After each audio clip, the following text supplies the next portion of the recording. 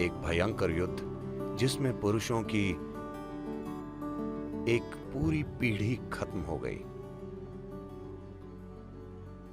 पर फिर भी हम उनकी पूजा करते हैं। हर वो चीज जो वो रचना चाहते थे वो असफल हो गई कुरुक्षेत्र युद्ध के साथ। एक चीज जो उन्होंने हर हाल में रोकने की कोशिश की वो था ये युद्ध, लेकिन सबसे भयंकर युद्ध हुआ और वो खुद, उनके अपने परिजन आपस में लड़े और एक दूसरे को मारा।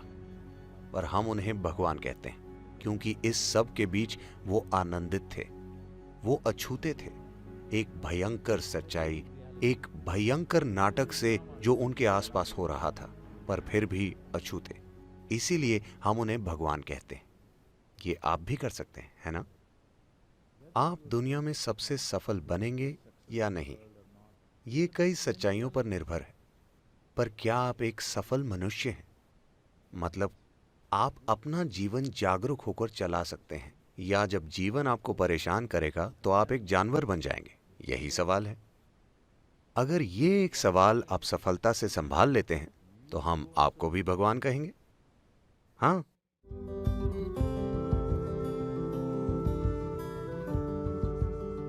देश के सांस्कृतिक मूल्यों में कृष्ण की इतनी अहमियत इसलिए है क्योंकि इस व्यक्ति ने अपना पूरा जीवन एक खेल की तरह जिया, चाहे कुछ भी हो रहा हो। उनका जीवन कई तरह के हालातों से होकर गुजरा। उन्होंने बचपन से ही बहुत कठोर स्थितियां देखी।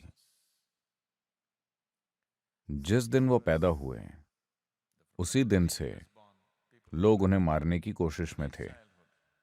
बचपन में बहुत से लोग उन्हें मारने के लिए भेजे गए, कई वजहों से, और कई बार उनकी अलौकिक शक्तियों से इन चीजों को रोका गया।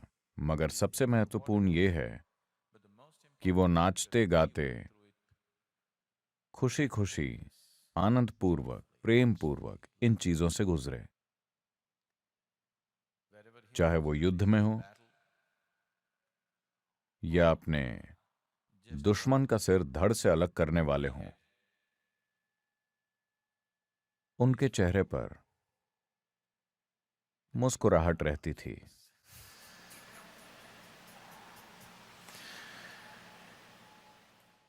चाहे वो एक प्यार भरे या खुशनुमा माहौल में हो या भयानक स्थितियों में, जरूरत पड़ने पर वो कठोर हो जाते थे। मगर उस जरूरत के खत्म होते ही वो हर तरह की मुश्किल स्थितियों में भी मुस्कुराते हुए उससे गुजरते थे। Unfortunately, people would like to see this as a divine quality. दुर्भाग्य से लोग इसे किसी दिव्य गुण की तरह समझते हैं। मुस्कुराना एक मानवीय गुण है, ये कोई दिव्य गुण नहीं है। जिन इंसानों ने इसे खो दिया है उन्होंने अपनी खुशी को स्वर्ग भेज दिया है।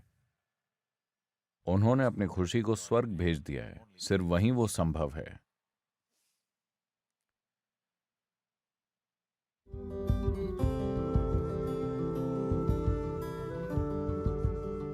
इन चीजों की कभी बात नहीं की जाती। उत्तरी भारत के मैदानों में उन्होंने 1000 से ज्यादा आश्रम बनवाए, क्योंकि वो आध्यात्मिक प्रक्रिया को अलग चीज नहीं बनाना चाहते थे। वो आध्यात्मिक प्रक्रिया को जीवन का हिस्सा बनाना चाहते थे। जैसे 3 महीने के नवजात शिशु थे।